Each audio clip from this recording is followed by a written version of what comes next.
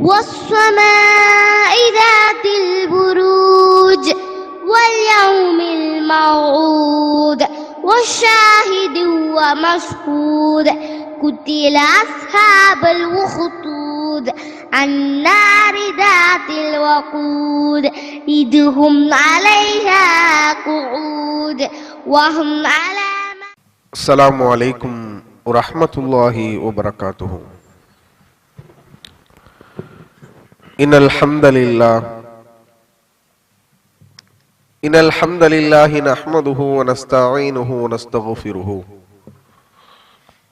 من يهده الله فلا مضل له ومن يضلله فلا هادي له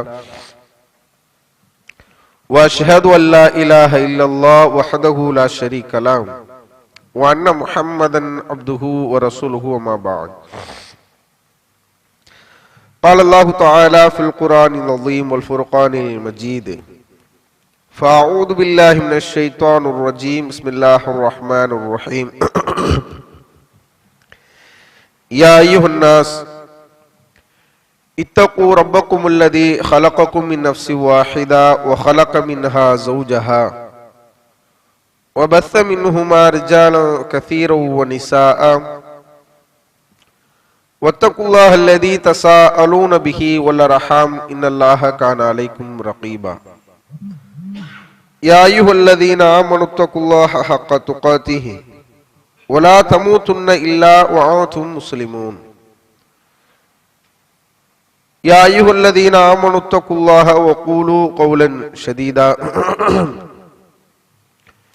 يصلح لكم أعمالكم ويغفر لكم ذنوبكم ومن يطع الله ورسوله فقد فاز فوزا عظيما. وقال أيضا قال رب اشرح لي صدري ويسر لي أمري واحلل عقدة من لساني يفقهوا قولي. وقول نبينا صلى الله عليه وسلم யஸ்ஸிரு இலகுவாக்குங்கள் வலா துஅஸ்ஸிரு மக்களுக்கு சிரமங்களை கொடுக்காதீர்கள்.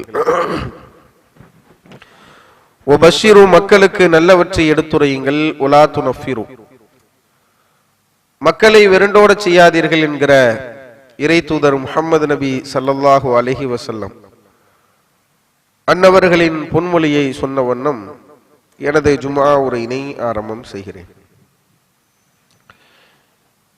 இந்த நேரத்தில் நாம் பார்க்க போகிற தகவல் என்னவென்றால், இன்றைக்கு உலகில் வாழக்கூடிய மனிதர்கள் அவர்களுக்கு ஏராளமான அருள் வளங்களை இறைவன் கொடுத்திருக்கிறான். இறைவன் தந்திருக்கக்கூடிய அருள் வளங்களில் மிக முக்கியமான பேரருள் என்றால் நமக்கு இறைவன் கொடுத்திருக்கக்கூடிய பெற்றோர்கள். நமக்கு இதை வெறுமனே பார்க்கும் பொழுது இப்படி பெற்றோர்கள் எப்படி பேரருளாக இருக்க முடியும் அப்படின்னு தோணும். பெற்றோர்கள் நல்லவர்களாக நல்லதை செய்யக்கூடியவர்களாக இது மாதிரி இருக்கக்கூடிய பெற்றோர்கள் தானே அருள் வளங்களாக பேரருளாக இருக்க முடியும். ஒரு இணை வைப்புல இருக்கக்கூடிய பெற்றோர்களாக அல்லது மார்க்கம் அறியாத பெற்றோர்களாக அப்படிப்பட்ட பெற்றோர்கள் இருந்தால் அது எப்படி பேரருளா இருக்க முடியும் அப்படின்னு நமக்கு ஒரு சந்தேகம் எழலாம். அப்படி அல்ல. பெற்றோர்கள் என்றாலே அது பேரருள் தான் என்பதை நாம புரிந்து கொள்ள வேண்டும். ஏன் அப்படி சொல்கிறேன் என்றால், அவர்களுக்கு மார்க்கம் கொடுக்கக்கூடிய நிலை, நபிகள் நாயகம் ஸல்லல்லாஹு அலைஹி வஸல்லம் அவர்களுடைய பெற்றோர்கள், அவங்க பெற்றவங்க என்ன இஸ்லாத்தில் உள்ளவர்களா? கிடையாது.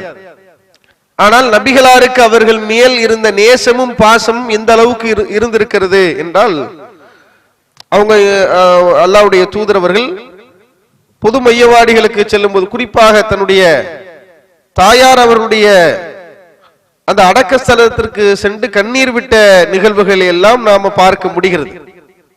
என்ன விஷயம்னா, அந்த பாசமும் நேசமும்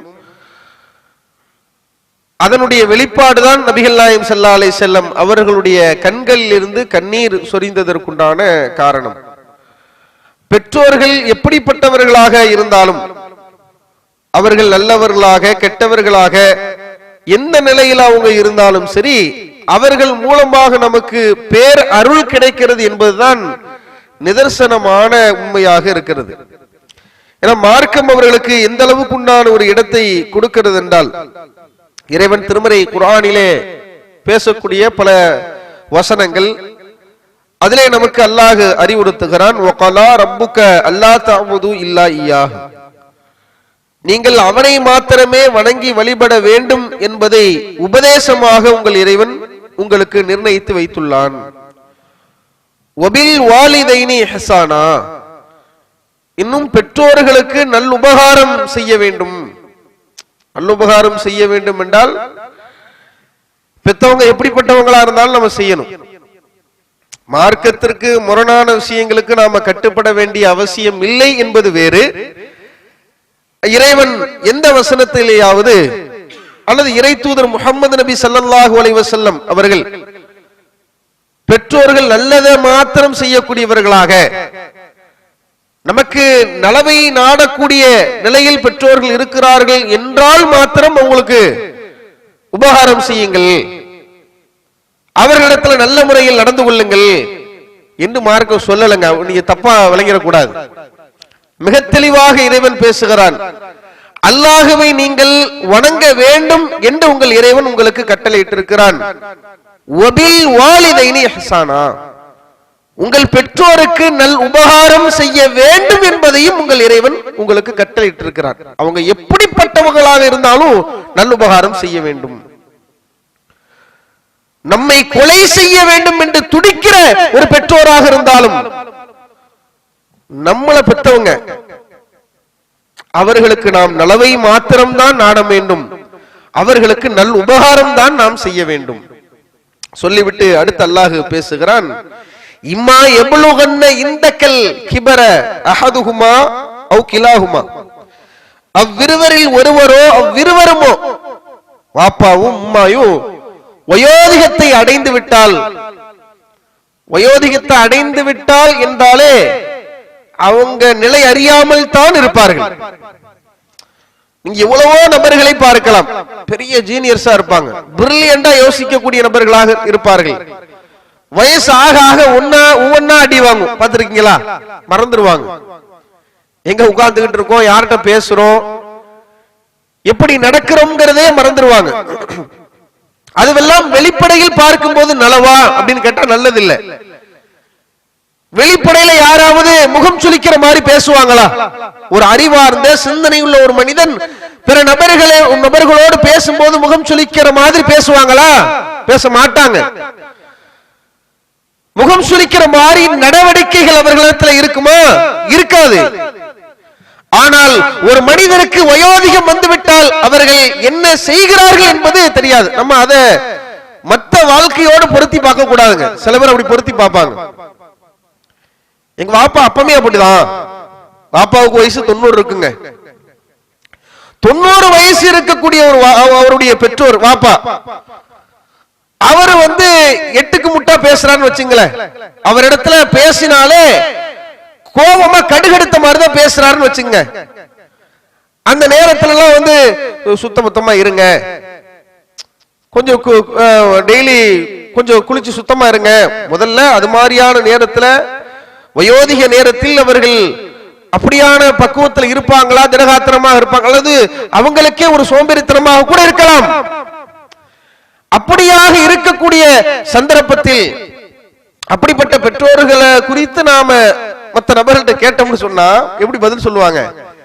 அவரு ஆதி காலத்துல அப்படிதாங்க, அவர் முன்னாலேயே அப்படி இருக்க மாட்டாரு, சோம்பேறியா தான் இருப்பாரு. அதை இப்பொழுது பொருத்தி பார்க்க கூடாது. ஒரு பெற்றோர் வயோதிகத்தை அடைந்து விட்டார் என்று சொன்னால் அல்லாஹ் பேசுகிறான், இம்மா எப்லுகன்ன இந்தக்கல் கிபர அஹதுஹுமா அவ் கிலாஹுமா, அவ்விருவரில் ஒருவரோ அவ்விருவருமோ வயோதிகத்தை அடைந்து விட்டால் ஃபலா தகுல் லஹுமா உஃபின், அவர்களை நோக்கி சீ என்கிற வார்த்தையை கூட நீ சொல்லக்கூடாது. அவர்கள் சங்கடப்படுகிற, அவர்கள் மனதை நோகக்கூடிய சீ என்கிற வார்த்தையை அல்லாஹ் சொல்கிறான் என்றால் யோசித்து பாருங்கள். அதை முன்னால உள்ள வாழ்க்கையோட பொருத்தி பார்க்க கூடாதுங்க. வயசு ஆக ஆக அவங்க என்ன பண்றாங்க, என்ன பேசுறாங்க, எப்படி நடக்கிறாங்க, என்ன மாதிரி இருக்கிறாங்கன்னு சொல்ல முடியாது. அப்படி பொருத்தி பார்க்க கூடாது. அவங்க எப்படி நடந்துகிட்டாலும், எவ்வளவு முட்டாள்தனமாக நடந்து கொண்டாலும், இருக்கிற இடத்திலேயே சிறுநீர் கழிக்கலாம், இருக்கிற இடத்திலேயே அவர்களுடைய இயற்கை தேவையை கழிக்கலாம். ஒரு நோய் நொடி ஏற்பட்டு விட்டது என்றால் சுருண்டு கிடக்கலாம். அவங்கள்ட்ட உஃபின் சீனு கூட சொல்லாதீங்க. அவர்களை விரட்டி விடாதீர்கள். வகுல் லஹுமா கௌலன் கரீமா. அவர்களே உங்களிடத்தில் முட்டாள்தனமாக நடந்தாலும், உங்களை இழிவுபடுத்துகிற மாதிரி நடந்தாலும், உங்களிடத்தில் எதிர்மறையாக பேசினாலும், அவர்களிடத்திலே வகுல் லஹுமா கௌலன் கரீமா, சங்கையான சொல்லை அவர்களிடத்திலே சொல்லுங்கள். இப்படி யாராவது நடக்கிறமாங்க பேச்சில? அதாவது இந்த வசனத்தை படிக்கும் பொழுது, இந்த வசனத்தை உள்வாங்கிக் கொள்ளும் பொழுது எல்லோருடைய மனப்பான்மையும் எப்படி இருக்கும் என்றால், நம்ம அப்படி நடக்கணுமே தோணும். நடந்திருக்கமான உங்களுடைய மனசாட்சியை தொட்டு பாருங்க. நமக்கு கோபம் ஆத்திரம் வருங்க. நீங்க அந்த மாதிரியான வயோதிக நிலையில இருக்கக்கூடியவங்கள்ட்ட பேசும் பொழுது சில பேர் அந்த நேரத்திலையும் தெளிவா இருப்பாங்க. ஆனா பெரும்பான்மை அப்படி இருக்க மாட்டாங்க. முட்டாள்தனமாக நடப்பார்கள், கோபம் ஏற்படுத்துகிற மாதிரி நடப்பார்கள், நம் மனதை சங்கடப்படுத்துற மாதிரி நடப்பார்கள். அப்படி நடக்கும் பொழுது கூட இல்ல வாப்பா விடுங்க, இப்படி பேசி பார்த்திருக்கீங்களா? இவர்கிட்ட இப்படிதாங்க பேசணும். யாரு 90 வயசு இருக்கக்கூடிய தன் தகப்பனிடத்திலே, 90 வயது இருக்கக்கூடிய தன் தாயிடத்திலே ஒரு மகளார் பேசுகிறார். இவர்கிட்ட இப்படிதாங்க பேசணும். அவங்க எவ்வளவு சங்கடப்படுவாங்க தெரியுமா? மனசு உடைஞ்சு போவாங்க தெரியுமா? எவ்வளவு கஷ்டப்படுவார்கள் தெரியுமா? அதனால் தான் அல்லாஹ் சொல்கிறான், வகுல் லஹுமா கௌலன் கரீமா. அவர்களிடம் நீங்கள் சங்கையான சொல்லை நீங்கள் சொல்லுங்கள் என்று இறைவன் சொல்லுகிறான். அவ்வளவு மகத்துவமான ஒரு நிலையை, இடத்தை அல்லாஹ் ரப்பல் ஆலமீன் பெற்றோர்களுக்கு கொடுத்திருக்கிறான்.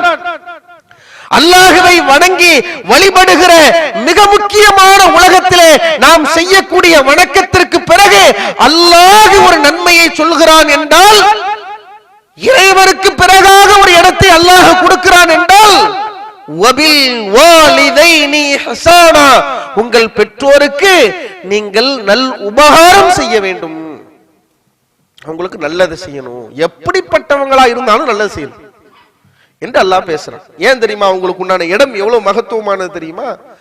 நபிகளாரிடத்தில் ஒரு கேள்வி கேட்கப்படுகிறது, அல்லாஹ்வின் நபியே, நான் உலகத்திலேயே அதிகம் நேசத்திற்குரிய, நேசிப்பதற்கு, நட்புறவோடு நடப்பதற்கு தகுதியானவர் யார்? பிஹுஸ்னி சஹாபத்தி யா ரசூலல்லாஹ். அல்லாஹ்வின் நபி அது யார் என்று கேட்கும் பொழுது நபிகள் நாயகம் ஸல்லல்லாஹு அலைஹி வஸல்லம் அவங்க சொன்னாங்க, உம்முக், உனது தாய். எப்படி?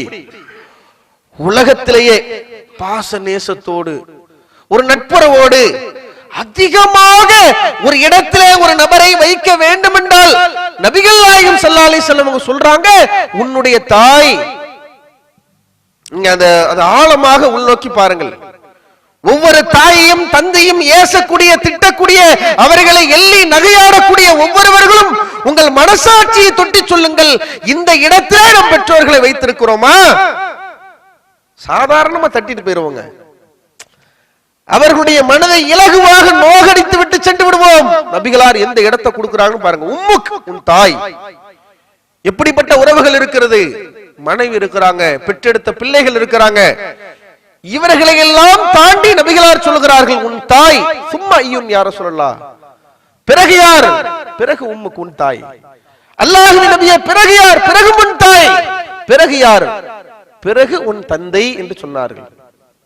முதல் 3 இடத்தை தாய்க்கு, பிறகு தந்தைக்கு கொடுக்கிறாங்கன்னு சொன்னா எவ்வளவு முக்கியமாக அல்லாஹ்வுடைய தூது மார்க்கம் பெற்றோர்களுக்கு எந்த அளவுக்கு உண்டான ஒரு நிலையை கொடுத்திருக்கு தெரியுமா? ரசூல் ஸல்லல்லாஹு அலைஹி வஸல்லம் அவங்க ஒரு செய்தியிலே குறிப்பிடுகிறார்கள், லா யஜ்ஸி வலதுன் வாலிதன், எந்த ஒரு பிள்ளையும் சரிசமப்படுத்த முடியாது. இல்லா யஜ்தஹு மம்லூக்கன், தன்னுடைய பெற்றோரை அவன் அடிமையாக பெற்று, தன் தகப்பனையோ தாயையோ எப்படி பெறணுமாமா? அடிமையா. ரசூலுல்லாஹ்வுடைய காலத்துல அடிமைகள் இருந்திருக்காங்க இல்லையா? அது மாதிரி அடிமையாக அவன் பெற்று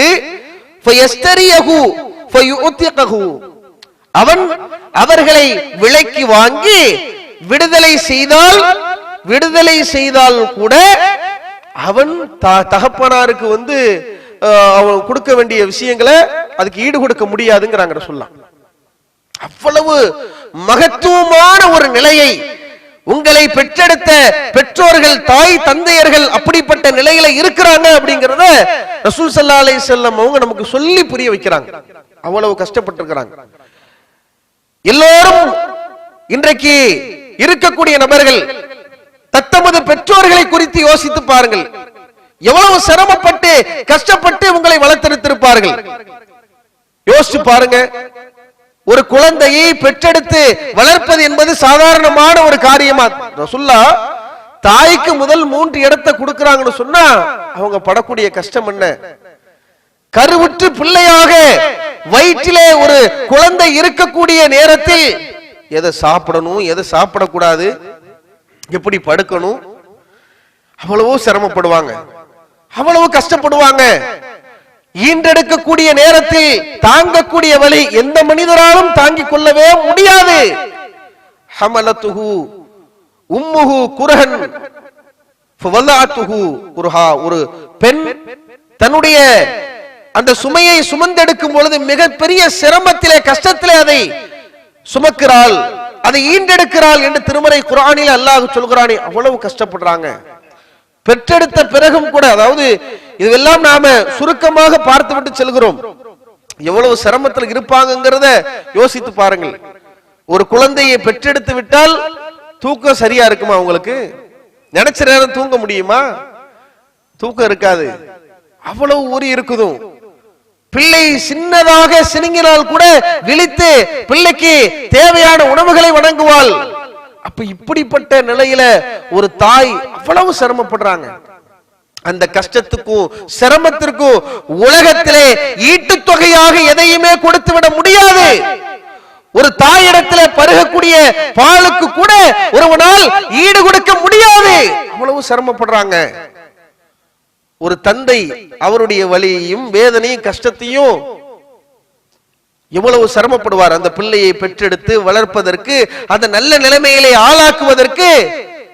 என் மகனை இப்படி இதை படிக்க வைக்கணும், என் மகன் இப்படி இருக்கணும், என் மகன் மார்க்கப்பட்டுள்ள நல்ல பிள்ளைகளாக இருக்க வேண்டும் என்று சொல்லி தான் பெற்றெடுத்த பிள்ளைகள் குறித்து எத்தனை பெற்றோர்கள் யோசிப்பார்கள்.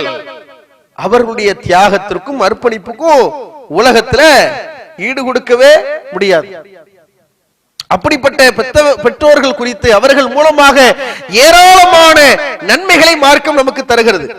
ரசூல் ஸல்லல்லாஹு அலைஹி வஸல்லம் அவங்களிடத்துல ஒரு நபி தோழர் சஅல்து ரசூலுல்லாஹி ஸல்லல்லாஹு அலைஹி வஸல்லம், அல்லாஹ்வின் தூதர் முஹம்மது நபி ஸல்லல்லாஹு அலைஹி வஸல்லம் அவங்கள்ட்ட ஒரு கேள்வியை கேட்கிறேன்.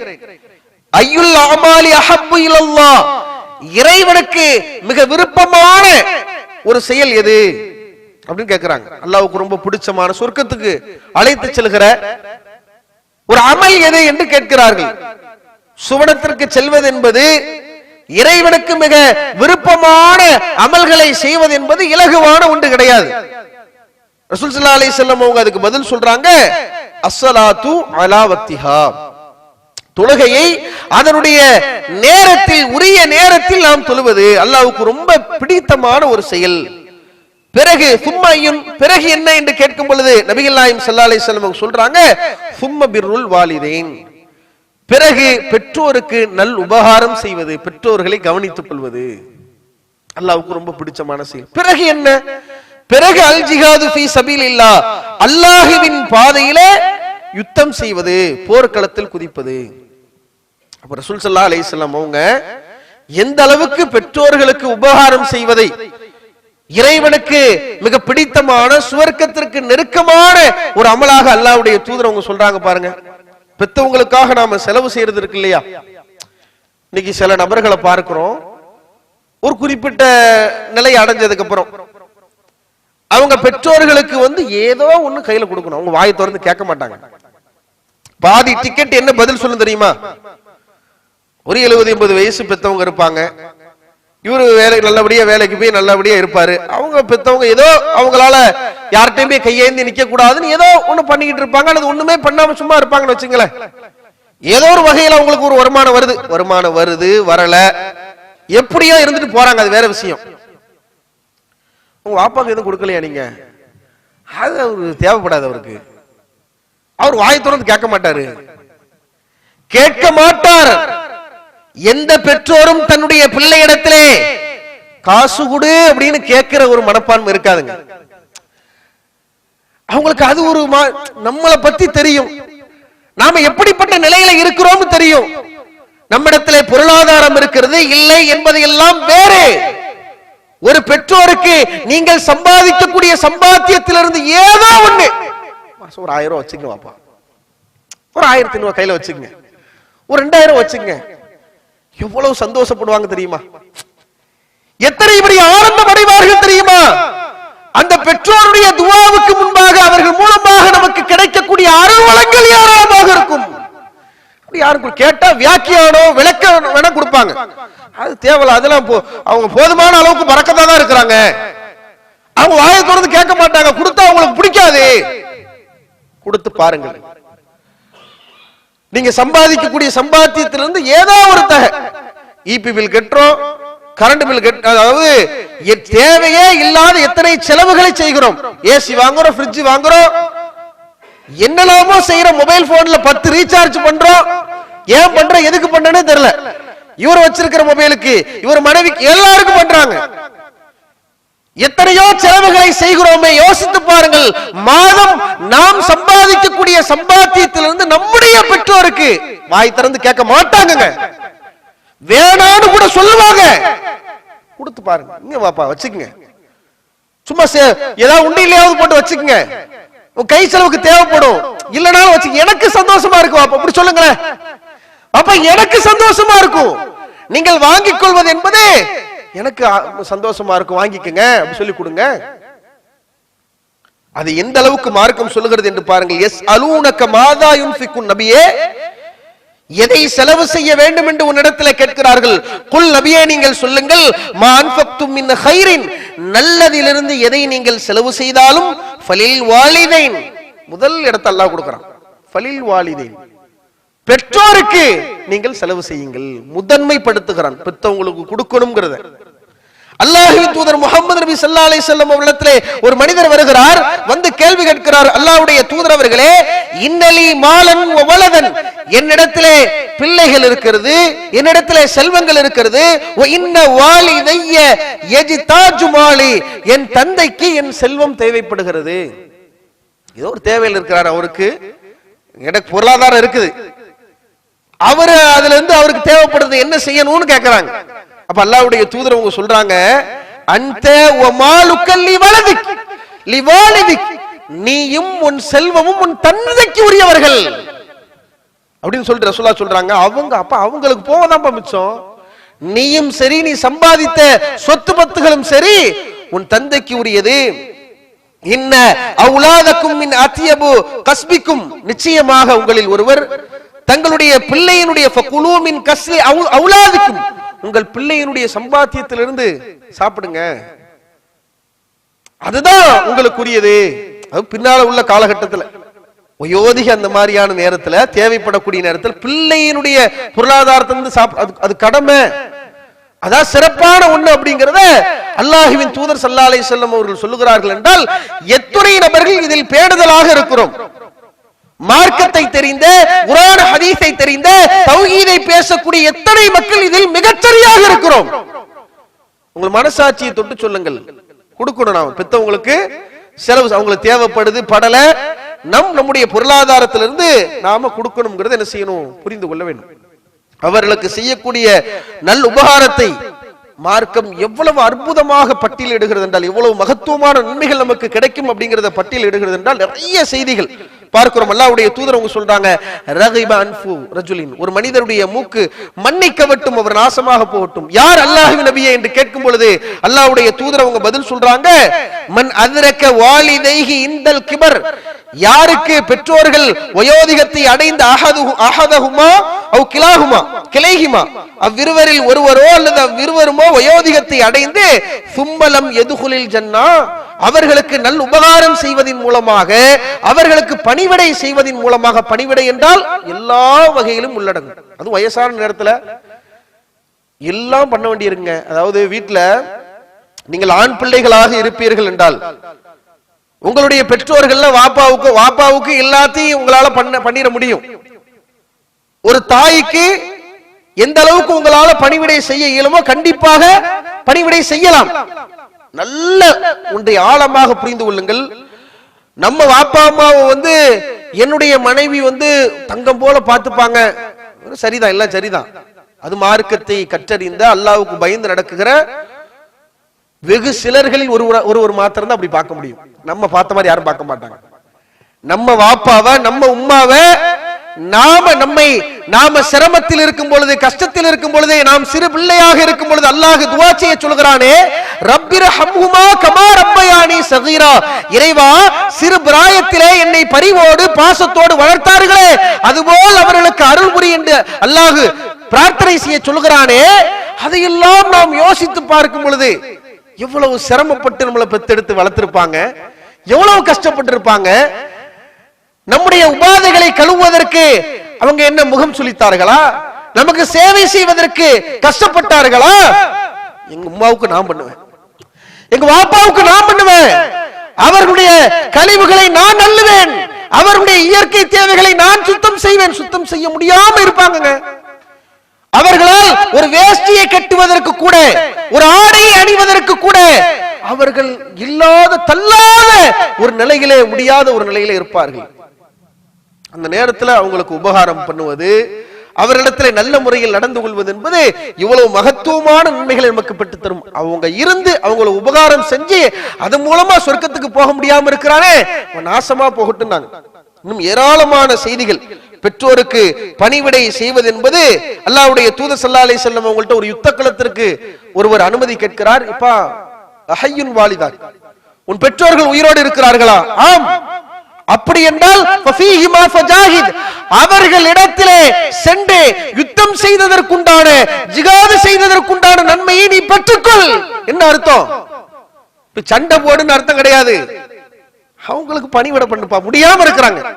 அடே, உன் பெற்றோர் அங்கே முடியாமல் இருக்கும் பொழுது, அங்கே தட்டு தடுமாறி கொண்டிருக்கும் பொழுது, இங்கே நீ யுத்தம் செய்வதை விட அவர்களுக்கு உபகாரம் செய், அவர்களுக்கு ஆடையை மாற்றிவிடு.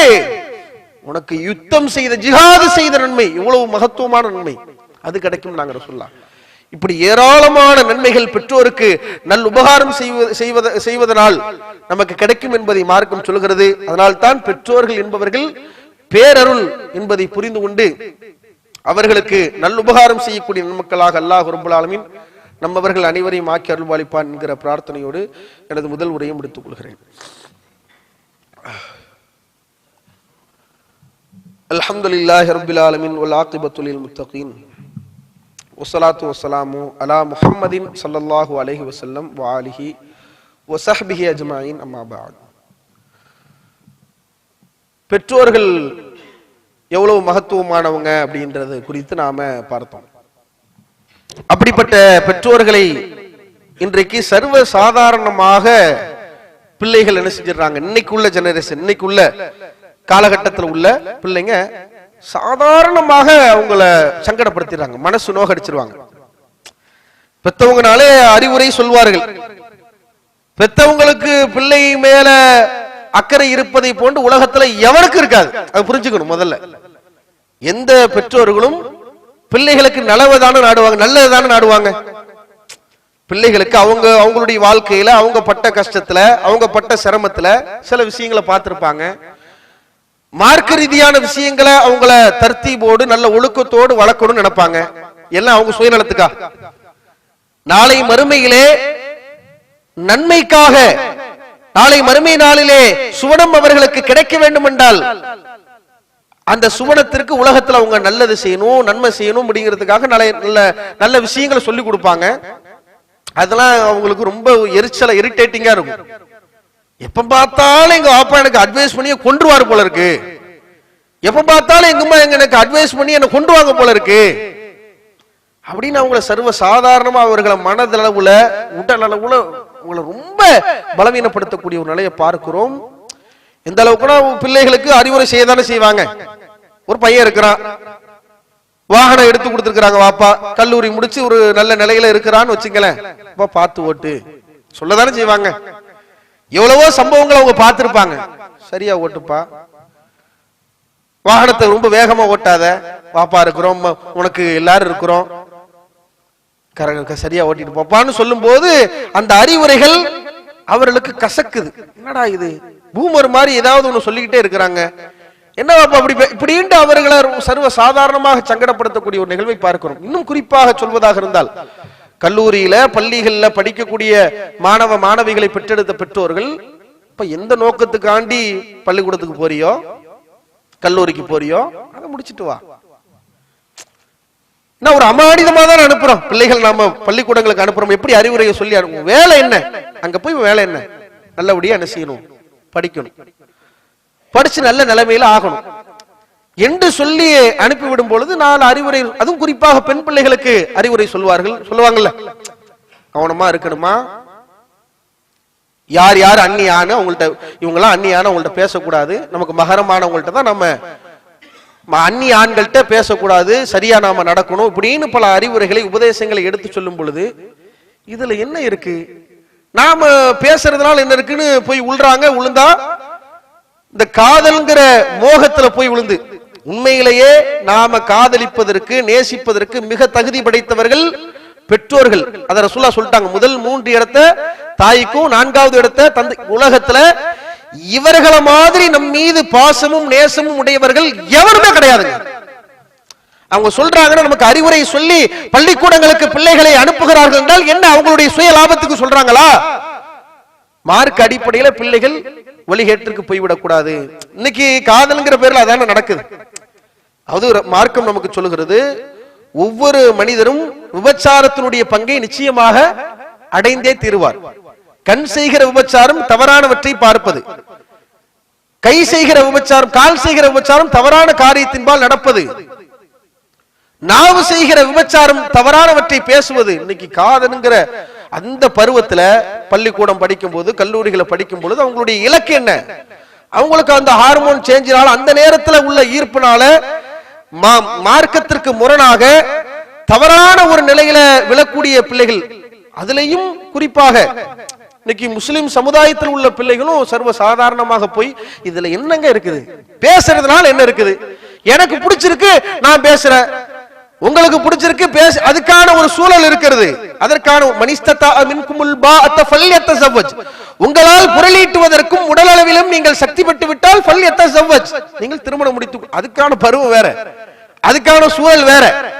கல்லூரிக்கு போறோம், பள்ளிக்கூடத்துக்கு போறோம்னா படிச்சு நல்லபடியா நம்ம பெத்தவங்க அதுக்கு அமானிதமா அனுப்புறாங்கன்னா அங்க போய் மார்க்கத்துக்கு உட்பட்டு நாம நடக்கணும். அங்க மார்க்கத்துக்கு முரணா நாம நடந்து விட்டு எனக்கு பிடிச்ச மாதிரி தானே எல்லாம் நடக்கணும், எனக்கு பிடிச்ச மாதிரி தானே திருமணம் நடக்கணும் அப்படின்னா அதை பத்தி பேச வேண்டிய இடம் அது அல்ல.